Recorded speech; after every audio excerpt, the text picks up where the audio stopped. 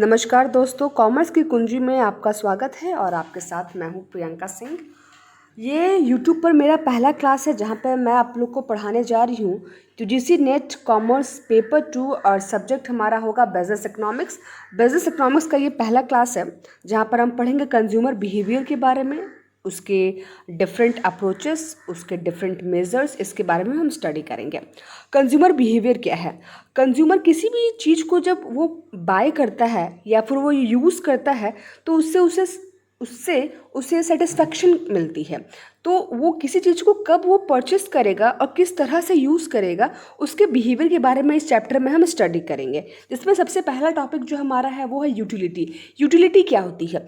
Utility का अगर हिंदी अनुपात हम देखें, हिंदी अनुवाद देखें, तो इसका मतलब होता है उपयोगिता। हर एक वस्तु की अपनी उपयोगिता होती है। हर एक वस्तु में एक मानव को सेटिस्फाई करने का गुण होता है। जैसे कि अगर मान लीजिए हम कॉपी ले लें, किताब ले लें, मोबाइल ले लें, कपड़ा ले लें, किसी भी चीज़ को अगर हम उठा लें तो उस पर एक सेटिस्फैक्शन लेवल होता है जो वो ह्यूमन को सेटिस्फाइड करता है। तो यूटिलिटी क्या है? इस तरह से एक commodity is it's want satisfying capacity, उसके में खुद में एक सेटिस्फाइंग कैपेसिटी होती है। यूटिलिटी की अगर फीचर्स की बात करें तो दो तरह का फीचर्स यहाँ पे नॉर्मली मैंने लिखा है। Utility is subjective. इसका मतलब ये है कि यूटिलिटीज़ का जो नेचर है वो सब्जेक्टिव नेचर है, यानी वो पर्सन टू पर्सन वेरी करता है, वो हमेशा एक सा नहीं रहता है। जैसे मान लीजिए कि किसी को जो चॉकलेट बहुत पसंद है, किसी को चॉकलेट आइसक्रीम पसंद है, किसी को वनीला आइसक्रीम पसंद है, तो दोनों की जो सेटिस्फैक्शन लेवल होगा, जो जिसे वनीला पसंद है उसे चॉकलेट खाकर सेटिस्फैक्शन नहीं मिलेगा, लेकिन उसे अगर वनीला दिया जाए, वनीला आइसक्रीम दिया जाए तो उससे वो ज़्यादा सेटिस्फाइड होगा। इसीलिए यूटिलिटी को हम सब्जेक्टिव इन नेचर मानते हैं। और उसके बाद जो दूसरा पॉइंट हमारा ये है कि यूटिलिटी जो है, यूटिलिटी हमारा प्लेस और टाइम पे क्या करता है? वेरी करता है। डिफरेंट प्लेस और डिफरेंट टाइम पे ये अलग अलग होता है। जैसे कि हम देख सकते हैं कि अगर हमें एक रूम हीटर का यूज़ करना है तो रूम हीटर हम कहाँ यूज़ करेंगे? लद्दाख में यूज़ करेंगे या फिर चेन्नई में यूज़ करेंगे? जैसे कि हम जानते हैं कि लद्दाख एक ठंडा जगह, तो यहाँ पर यूज़ हमारा ज़्यादा होगा, और चेन्नई एक गर्म प्लेस है तो यहाँ पर इसका यूज़ नहीं होगा। उसी तरह दूसरा क्वेश्चन आता है कि रूम हीटर का यूज़ हम समर में करेंगे या फिर विंटर के समय में करेंगे? तो सिंपल सी बात है, जब गर्मी में हम तो रूम हीटर का यूज़ करेंगे नहीं, जब ठंडा का समय रहेगा यानी विंटर का समय रहेगा तभी हम क्या करेंगे? रूम हीटर का यूज़ करेंगे। इसीलिए बोला जा रहा है कि यूटिलिटी जो है वो place to place and time to time क्या करता है? वेरी करता है। ठीक है, इसके नेक्स्ट स्लाइड में हम देखते हैं। अच्छा, ये आगे स्लाइड में बढ़ने से पहले मुझे एक बात बताइए आप लोग, यूटिलिटी का क्या यूज़फुलनेस से कोई रिलेशन है? यूज़फुलनेस मतलब उसकी क्या यूज़फुल होना ज़रूरी है यूटिलिटी का? सोच के बताइए। जी नहीं। जैसे कि मान लीजिए जिसे नशा करने की हैबिट है, जैसे सिगरेट पीने की हैबिट है, जैसे शराब पीने की हैबिट है, जैसे गुटखा खाने की हैबिट है, तो अगर मान लीजिए कि उसने 2 घंटे 4 घंटे तक गुटखा नहीं खाया, बट वो, या फिर उसने स्मोक नहीं किया जबकि वो चेन स्मोकर है, तो जब वो स्मोक करेगा तो उससे मिलने वाली यूटिलिटी क्या होगी? सबसे ज़्यादा होगी, वो सबसे ज़्यादा सेटिस्फाइड करेगा। लेकिन क्या वो स्मोक, क्या वो शराब उसके लिए यूज़फुल है? नहीं, वो उसके लिए यूज़फुल नहीं है। इसीलिए हम कहते हैं कि यूटिलिटी का यूज़फुलनेस से कोई भी रिलेशन नहीं है। आगे हम आते हैं कि इसको एनालाइज करने के 2 अप्रोचेस है। पहला हमारा है कार्डिनल अप्रोच और दूसरा जो है हमारा वो है ऑर्डिनल अप्रोच। इस चैप्टर में मैं बेसिकली आपको पढ़ाऊंगी कार्डिनल अप्रोच के बारे में। कार्डिनल अप्रोच क्या होता है कि कार्डिनल में हम यूटिलिटी को एनालाइज करते हैं उसके यूटिलिटी पर इन यूनिट्स, इन नंबर्स में, जैसे 2, 4, 5, 6 ऐसे नंबर्स पे यूनिट को हम मेज़र करते हैं। जैसे कि किलोमीटर में हो गया, लीटर में हो गया, इस तरह से मेज़र करते हैं। जबकि ऑर्डिनल में हम क्या करते हैं? उसे रैंक वाइज मेज़र करते हैं। जैसे first, second, third, means order में उसे हम मेज़र करते हैं। यहाँ पे किस में मेज़र करते हैं? यहाँ पर यूनिट में मेज़र करते हैं। उसके बाद जो हमारा आता है नेक्स्ट पॉइंट, वो 2 तरह का मेज़र हम कर सकते हैं इसमें, एक टोटल यूटिलिटी और एक मार्जिनल। पहले हम जानते हैं कि टोटल क्या होता है। टोटल यूटिलिटी को ही हम टीयू के नाम से भी जानते हैं। जैसे जैसे हम यूटिलिटी यानी किसी भी वस्तु का जब यूज़ करते हैं, यानी जब उसे हम कंज्यूम करते हैं तो उसे सेटिस्फैक्शन लेवल मिलती है। तो जब हम टोटल, मान लीजिए कि यहाँ पर आपने फर्स्ट यूनिट को कंज्यूम किया तो हमें 12 यूनिट मिला। जब सेकंड को हमने कंज्यूम किया तो 6 यूनिट मिला। जब इस दोनों को हम ऐड कर देंगे, ऐड मीन्स क्यों करेंगे, क्योंकि ये टोटल हो जाएगा, तो ये कितना हो जाएगा हमारा 18। उसी तरह अगर हम थर्ड यूनिट फिर से कंज्यूम करते हैं तो उससे सपोज़ कि हमें 4 मिल रहा है, तो इस 18 में फिर से हम 4 को ऐड कर देंगे तो ये कितना हो जाएगा 22। इस तरह से हम क्या निकालते हैं, टोटल यूटिलिटी। और इसके बाद हमारा एक आता है मार्जिनल यूटिलिटी। मार्जिनल यूटिलिटी क्या होती है, मार्जिनल का मतलब एकदम ध्यान में रखिए आप कि मार्जिनल का मतलब होता है 1 extra unit of commodity, 1 extra unit of commodity.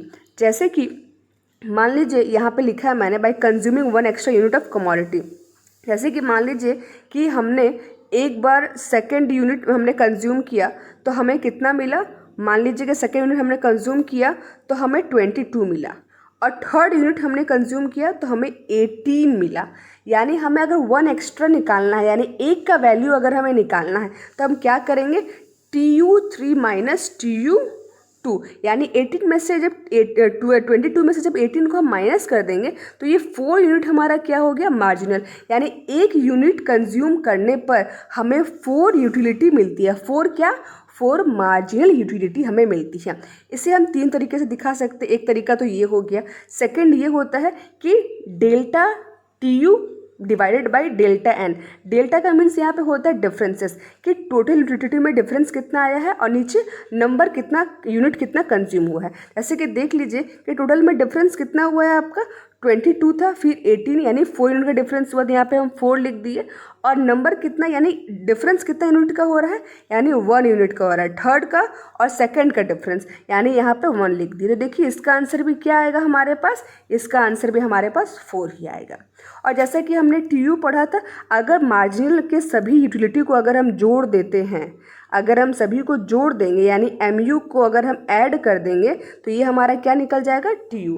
आगे इसी को हम ग्राफ और शेड्यूल के माध्यम से पढ़ेंगे। ये देखिए, ये मैंने यहाँ पे लिया है, यहाँ पे मैंने क्या लिया है, मैंने यहाँ पे यूनिट लिया है, first, second, third, fourth, fifth, six. इसे ऐसे समझिए कि आप सुबह से लेकर 7 बजे से लेकर 12 बजे तक कंटिन्यू क्लास कर रहे हो, रिगोरियस क्लास कर रहे हो, और आपको नाश्ता करने का भी टाइम नहीं मिला। जैसे ही 12 बजे आप अपने घर जाते हो, आपको बहुत तेज की भूख लगती है, मम्मी को बोलते हैं कि आप खाना दीजिए। जैसे ही हम पहली रोटी खाते हैं तो उससे जो हमें सेटिस्फेक्शन मिलती है वो कितनी मिलती है, 12 यूटिलिटी। अब ये बताइए, जब हम सेकेंड रोटी खाएंगे तो जो हमें सेटिस्फेक्शन मिलेगा वो हमें कम मिलेगा या ज़्यादा मिलेगा, पहली रोटी के मुकाबले? ऑब्वियसली कम मिलेगा, क्योंकि हमें शुरू में बहुत तेज भूख लगी है, हमने पहला निवाला खाया और हमें सेटिस्फेक्शन मिला। लेकिन जैसे ही हम सेकेंड रोटी खाते हैं, सेटिस्फेक्शन लेवल हमारा क्या हो जाता है, उससे कम हो जाता है। थर्ड में फिर उससे कम, फोर्थ में उससे कम, और यहाँ पे क्या हो गया हमारा, अब खाने की इच्छा नहीं है। लेकिन फिफ्थ, फिर भी हम फिफ्थ रोटी खाते हैं। फिफ्थ रोटी खाने पे क्या हो जाता है, उसकी जो सेटिस्फेक्शन लेवल हो जाती है 0। अब हमें कोई भी सेटिस्फेक्शन नहीं मिलता, यानी हमारा स्टमक क्या हो जाता है, पूरी तरह से फुल हो जाता है। लेकिन मम्मी यहाँ भी हमें क्या करती है, फोर्स करती है, बोलती नहीं एक और रोटी खा लो, एक और रोटी खा लो। तो हम 6th रोटी फिर से अटैम्प्ट करते हैं। जैसे ही हम 6th रोटी खाते हैं तो उससे मिलने वाली जो यूटिलिटी है वो क्या हो जाती है, माइनस में चल जाती है, यानी नेगेटिव चल जाती है। ठीक है, अब देखिए यहाँ पे हम MU कैसे निकाला हमने, ये तो आपने देख लिया। अब इसी से हम TU निकाल देंगे। MU अगर हमारे पास है तो TU इसी से निकल जाएगा। जैसे कि पहला तो 12 का 12 ही होगा, फिर 12 + 6 18 + 4 22 + 2 24 + 0 24। यहाँ पे -2 है इसीलिए क्या हो जाएगा, माइनस है तो यहाँ पे हो जाएगा 22। यानी ये हमारी क्या हो गई, ये हमारी हो गई टोटल यूटिलिटी। यानी हमने जो थर्ड फार्मूला पढ़ा था कि अगर MU को अगर हम ऐड करते जाएंगे तो इससे हमें क्या मिलता है, इससे हमें TU मिलता है। यानी ये चीज़ हमारा क्या हो गया, यहाँ पे प्रूफ हो गया। ठीक है, आगे आइए, आगे हम इसे फिर से देखते हैं कि क्या होता है। आगे में एक जो हमारा जो नेक्स्ट टॉपिक वो हमारा दिया हुआ है वो है law of diminishing marginal utility. ये क्या होता है, इसमें हम मार्जिनल यूटिलिटी जो होती है वो डिमिनिशिंग वे में होती है। डिमिनिशिंग मतलब क्या होता है, घटने के क्रम में होती है। अभी जस्ट हमने पहले भी पढ़ा कि जिस तरह मान लीजिए कि हमने एक रोटी खाई, ठीक है, हमने 1 रोटी खाई, फिर हमने 2 रोटी खाया, फिर 3 खाया, फिर 4 खाया, 5। जैसे जैसे हम रोटी को मोर एंड मोर कंज्यूम करते हैं, जो हमारी क्षमता होती है उससे मिलने वाली, पहले 10 थी, फिर 8 हुई, फिर 6 हुई, फिर 4 हुई, फिर क्या हो गई 0। यानी उससे जो मिलने वाली क्षमता वो हम देख रहे हैं कि कम हो रही है, बढ़ नहीं रही है और ये घट रही है। इसे ही हम कहते हैं डिमिनिशिंग मार्जिनल यूटिलिटी। सेम इसी चीज़ को यहाँ पर एक अलग वर्ड दिया गया है और उस वर्ड को दिया गया law of diminishing marginal utility. इसमें पूछ सकता है कि डिमिनिशिंग मार्जिनल यूटिलिटी में जो नंबर्स होते हैं वो इंक्रीजिंग ऑर्डर में होते हैं या डिक्रीजिंग ऑर्डर में होते हैं। ठीक है, चलिए आगे हम बढ़ते हैं। आगे हमारा जो पॉइंट है वो क्या है, आगे जो हमारा पॉइंट है ये देखिए, रिलेशनशिप। यानी हमने TU क्या होता है वो भी पढ़ा, हमने MU क्या होता है वो भी पढ़ा। अब हम यहाँ पे पढ़ेंगे कि दोनों के बीच में रिलेशन कैसा है। देखिए रिलेशन की बात करें तो ये आपका TU है, यहाँ पे हमारा MU है। यहाँ पे आप ध्यान दीजिए कि जब मार्जिनल यूटिलिटी घट रही है, फॉल कर रही है, देखिए यहाँ पे 12, 6, 4 यहाँ पे फॉल कर रहा है ना। जब मार्जिनल यूटिलिटी क्या करती है, फॉल करती है, और वो फॉल जो करिए पॉजिटिव वे में करिए, नेगेटिव अभी नहीं आई है, फॉल करिए बट पॉजिटिव वे में, तो टोटल यूटिलिटी हमारी क्या होती है, वो इंक्रीज़ करती है। यहाँ पे देखिए 12, 18, 22, 24 यहाँ पे क्या कर रही है, इंक्रीज़ कर रही है। First condition. सेकंड कंडीशन पे आइए, जब मार्जिनल यूटिलिटी क्या हो जाती है, 0। जब मार्जिनल यहाँ पे हमारी 0 हो जा रही है तो यहाँ पे टोटल क्या हो जा रही है, टोटल मैक्सिमम। इसी चीज़ को यहाँ पे लिखा है कि जब मार्जिनल हमारी 0 है तो टोटल कितनी है, मैक्सिमम। अब थर्ड में आप देखिए कि मार्जिनल जो है वो नेगेटिव में आया है, यानी -2, यानी ये नेगेटिव में जा रहा है। यानी मार्जिनल यूटिलिटी जब नेगेटिव में होती है तो टोटल यूटिलिटी क्या होती है, starts falling but remain positive. यानी ये फॉल तो करती है लेकिन ये नेगेटिव में नहीं जाती। इसका मतलब ये है कि जो MU है वो पॉजिटिव, नेगेटिव और 0 हो सकती है, लेकिन TU जो है वो कभी भी नेगेटिव नहीं हो सकती है। देखिए इसे ही आगे मैंने ग्राफ के द्वारा ही बताई। ये ग्राफ देखिए, ये दोनों ही ग्राफ आपका सेम है। इस तरह से भी ग्राफ आपका बन सकता है और इस तरीके से भी ग्राफ आपका बन सकता है। दोनों ही ग्राफ आपका सही है। ये अगर यहाँ से स्टार्ट होता है तो ये ग्राफ बन जाता है। यहाँ पर TU है, यहाँ पर MU है। देखिए यहाँ पे जब यहाँ पे TU अपने मैक्सिमम पॉइंट पे है, ये इसका मैक्सिमम पॉइंट है ना, जब TU अपने मैक्सिमम पॉइंट पे है तो MU यहाँ पे क्या है, 0 है। और जब TU ये फॉल कर रहा है, ये फॉल यानी नीचे की तरफ जब आ रहा है, फॉल कर रहा है, तब हमारा MU क्या हो रहा है, नेगेटिव जा रहा है। और जब ये जब फॉल कर रहा है तो ये TU क्या कर रहा है, इंक्रीज कर रहा है। यानी तीनों कंडीशन हमारे यहाँ पे क्या हो गए, फुलफिल हो गए। अब इसके नेक्स्ट चैप्टर में हम इंडिफरेंस कर्व और ऑर्डिनल अप्रोच के बारे में पढ़ेंगे। तब तक यहाँ के लिए मैं चाहूँगी इजाज़त आप सभी से। चलिए, धन्यवाद।